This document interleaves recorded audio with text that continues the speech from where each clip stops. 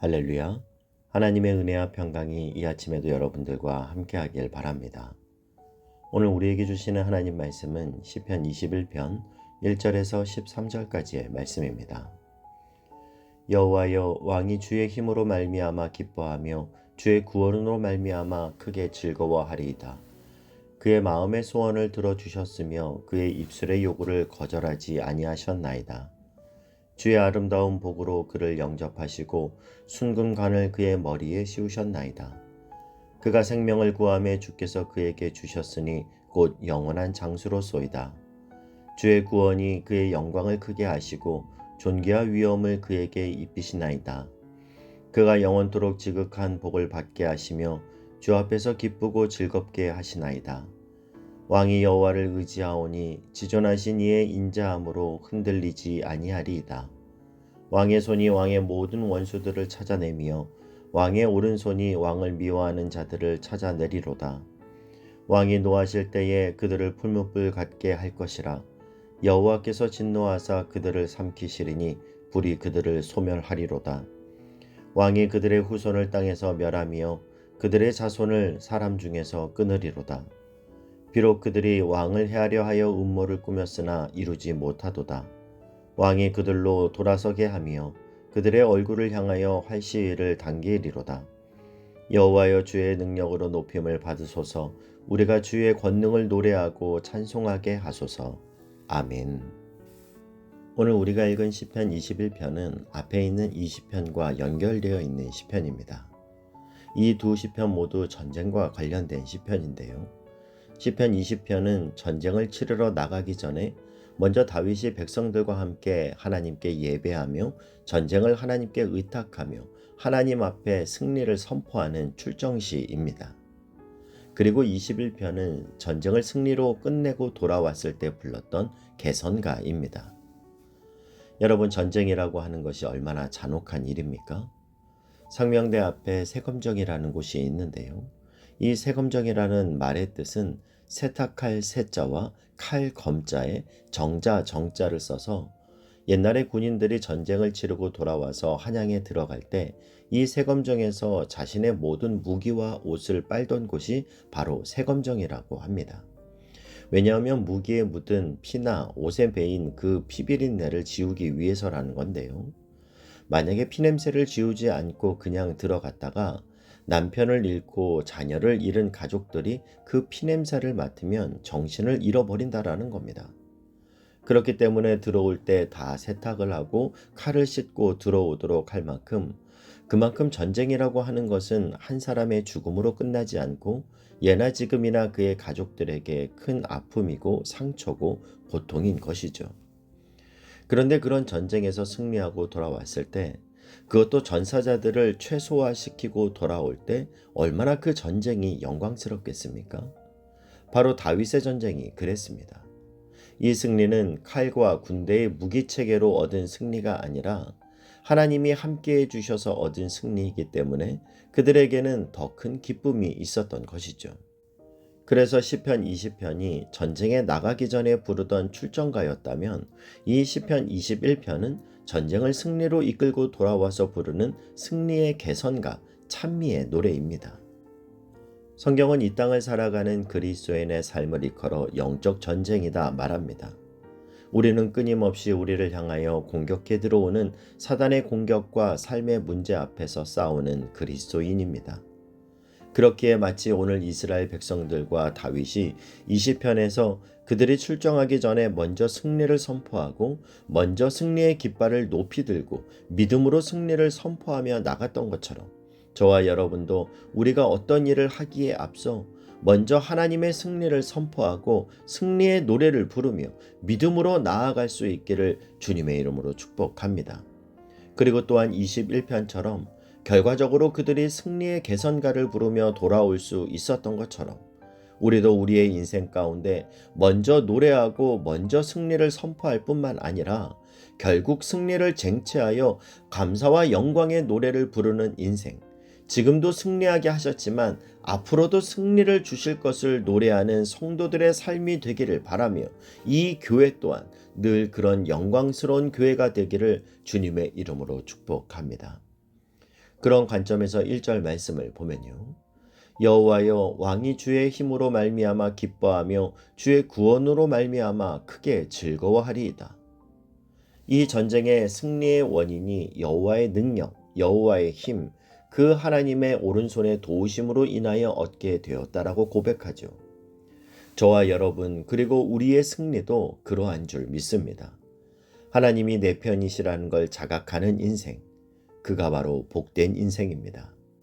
오늘도 그 하나님을 나에게 승리를 주시는 여호와 니시의 하나님으로 섬기며 모든 인생의 전쟁 가운데 승리하는 저와 여러분이 될 수 있길 주님의 이름으로 축복합니다. 또한 다윗이 승리할 수 있었던 구체적인 뿌리에 대해서 2절은 이렇게 말합니다. 그의 마음의 소원을 들어주셨으며 그의 입술의 요구를 거절하지 아니하셨나이다. 지금 백성들이 그들의 지도자인 다윗을 바라볼 때 하나님께서 다윗의 기도를 들어주셨습니다. 다윗이 하나님께 요구하고 기도한 것을 하나님께서는 거절치 아니하셨습니다. 라고 고백하고 있습니다. 이처럼 여러분의 가정에서 자녀들이 아버지를, 어머니를 바라볼 때 하나님께서는 정말로 우리 부모님의 기도를 들으시고 그 요구를 거절치 아니하시는 하나님이시다. 이 고백이 여러분의 자녀들의 고백 속에서 터져 나오는 그런 복된 가정 될 수 있기를 축복합니다. 그러면 여러분, 왜 하나님께서는 이 다윗의 기도, 다윗의 소원을 들어주시고 그 입술의 요구를 거절치 아니하셨을까요? 먼저는 다윗의 그 간구가 너무도 하나님의 마음에 합당했기 때문입니다. 우리가 사도행전 13장 22절을 보면 하나님이 다윗을 평가하시는 말씀을 보게 되는데요. 내가 이새의 아들 다윗을 만나니 내 마음에 맞는 사람이라 내 뜻을 다 이루리라. 다윗이 드리는 기도는 사사로운 자신의 유익을 위한 기도가 아니라 하나님의 나라와 그 영광을 위한 요구였기 때문에 하나님은 결코 다윗의 기도를 외면치 않으셨다라는 겁니다. 또한 다윗의 간구는 정직한 자의 간구였고 진실한 자의 간구였습니다. 여러분, 이슬람교도 하나님을 믿는 종교입니다. 자신 나름대로의 공의를 주장합니다. 그러나 그들은 그들이 주장하는 공의를 이루기 위해 인신매매를 자행하고 자살 테러를 행할 정도로 정직과 진실과는 거리가 먼 종교 집단입니다. 아무리 공의로 포장하고 있지만 그 공의는 하나님과 아무 상관없는 공의라는 거예요. 여러분, 우리는 정직과 진실을 바탕으로 정말로 이것이 하나님의 뜻인지 분별할 수 있어야 합니다. 결과가 선하다면 과정은 어찌되든 상관없고 정직과 진실이 아닌 거짓과 모략의 길을 걷는다면 결국 하나님이 인정하지 않으시는, 하나님이 진노하시는 자리에 빠질 수밖에 없음을 자각해야 합니다. 다윗은 하나님이 내 마음에 합한 자라고 말씀하실 정도로 하나님이 인정하시는 정직과 진실의 사람이었기에 하나님은 그의 기도에 신실히 응답해 주셨습니다. 다윗은 언제나 자신의 안위보다도 그 마음의 중심이 늘 하나님을 향해 있었고 하나님의 영광에 있었기 때문에 하나님께서 그의 소원을 들으시고 그 다윗의 입술의 요구를 결코 외면치 않으셨다라는 겁니다. 마찬가지로 저와 여러분도 이 땅에서 먼저 하나님의 나라와 그의 의를 구하며 언제나 우리의 마음의 중심과 우선순위가 하나님의 영광이 되어 이 모든 것을 더하여 주시는 그 은혜를 누리는 저와 여러분이 될 수 있길 주님의 이름으로 축복합니다. 3절 말씀을 보면요. 주의 아름다운 복으로 그를 영접하시고 순금관을 그의 머리에 씌우셨나이다. 여러분, 다윗은 이미 왕인데 또 무슨 왕관을 쓰겠습니까? 여기서 말하는 관은 승리의 면류관을 말합니다. 하나님께서 그에게 복을 주어 승리의 면류관을 씌워 그를 존귀하게 해 주셨을 뿐만 아니라 4절의 말씀처럼 그가 생명을 구하매 주께서 그에게 주셨으니 곧 영원한 장수로소이다. 하나님께서 다윗에게 영원한 장수를 주시겠다 말씀하시죠.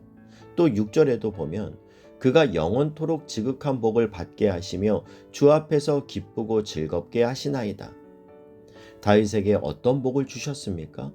영원토록 지극한 복을 받게 하셨어요.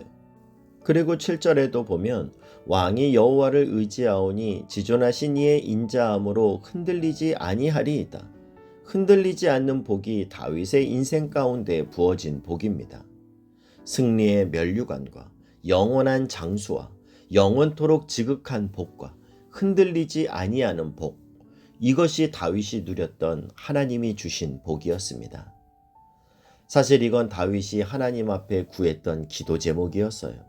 다윗은 하나님께서 그를 유다의 왕으로 세우시고 훗날 통일 왕국의 왕으로 그를 세우셨을 때 그가 하나님의 법궤 앞에 나아가 하나님 앞에 기도하며 고백했습니다. 여호와여, 내가 누구간데 하나님이 이렇게 큰 복을 내게 주셨고 이것도 부족하다 하여 앞으로 더 큰 복을 주시겠다 하십니까? 그러면서 그가 기도하기를 이제 청하건대 종의 집에 복을 주사 주 앞에 영원히 있게 하옵소서. 주 여호와께서 말씀하셨사오니 주의 종의 집이 영원히 복을 받게 하옵소서. 하나님이 다윗에게 주신 복은 영원토록 지극한 복이었고 견고케 하여 흔들리지 않는 복을 주셨습니다. 그래서 유다가 멸망하기까지 남유다는 다윗의 계보, 다윗의 후손들이 마지막까지 왕이 되어 나라를 이끌어갔던 것을 보게 됩니다. 그리고 하나님께서 다윗의 후손으로 예수 그리스도를 보내셨고 또한 마지막 심판 때에 예수 그리스도가 재림하심으로 결국 다윗의 왕권은 영원히 끊기지 않는다는 약속의 말씀을 주십니다.